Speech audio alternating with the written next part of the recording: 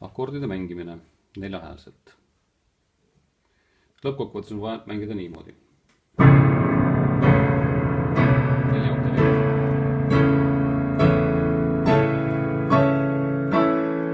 Ja nii edasi.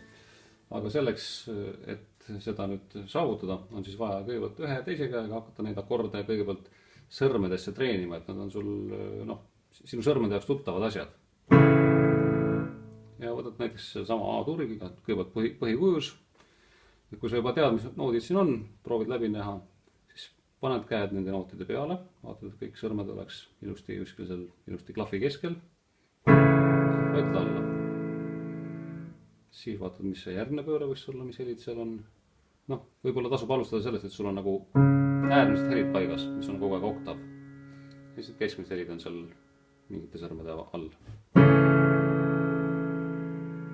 Ja siis näiteks harjutadagi neid kahte akordi ainult. Põhikuju ja siis seda.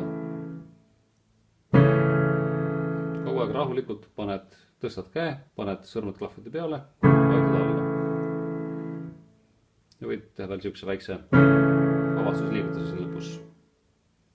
Kogu aeg. Kui tõstad käe, siis on käsi vaba peale seda.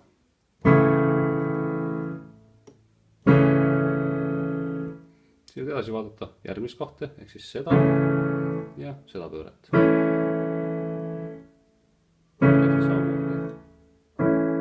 Ja siis võtad viimase pöörde ja sama nagu esimene oli. Et töötad selle asja nagu siukest väikeste lõikudena läbi. Ja siis hiljem võid neid hakata siis omavahel kokku panema. Ja vasaku käega täpselt sama lugu.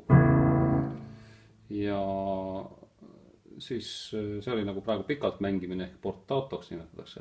Ja siis staccato mäng on terava lühike. Endiselt paned sõrmed klahvide peale, aga see tõukad nagu ennast klahvidest eemale.